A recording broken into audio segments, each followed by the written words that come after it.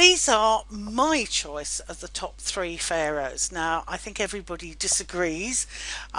They all have their own personal top three, but these are mine. So if you want to have an argument with me about it, email me. I'd love to hear from you. We can have a debate. So, Tutmosis III. Well, I think he is a really cool guy.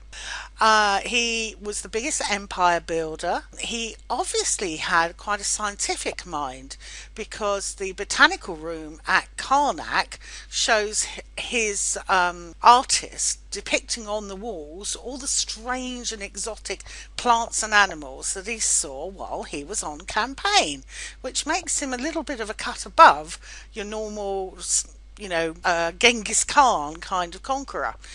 He's also, I think you'll agree, very good looking. He also seems to have a religious bent.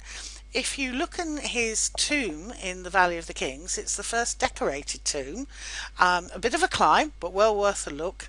So what a complex character, what an interesting character.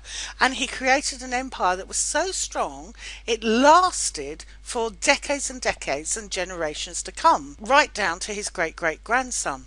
Now, we had to include Tutankhamun. Actually, in a way, he's a very obscure pharaoh.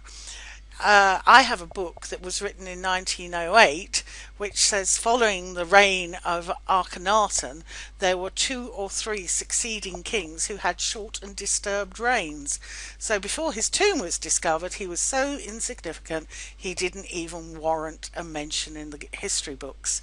But now I guess he's the biggest icon of Egypt that you can think of. His tomb contents are in Cairo, well worth a visit down there, and his tomb itself is in the Valley of the Kings. He did do quite a lot of building works. It was unfortunately usurped subsequently, but you can see a really nice scene that he did in Luxor Temple, and there is also the restoration work that he did in Karnak. So quite a cool guy. Amenhotep III, Tutankhamun's grandfather. Now, he is quite a complex character, really godlike, and he seems to have preceded his son with his ideas about the Arton, because we have got some pictures very late in his reign showing the Arton with the little hands and blessing him. So what was going on exactly in this period prior to Akhenaten?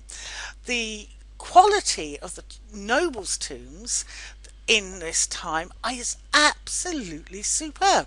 If you check the tomb of Ramose, it is the most exquisite limestone. So this is a very, very interesting pharaoh. He's possibly got to have had the biggest empire, the richest empire.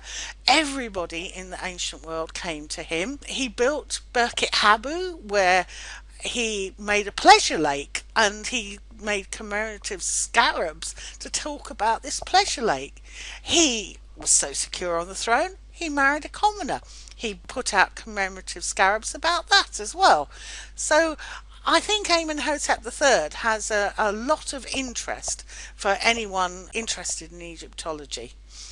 But you may disagree with my choice of three, and you may want to get in touch with me, and I'd love you to do so. But come to Luxor and let me show you why I chose those three pharaohs. From Jane Akshar at Flats in Luxor.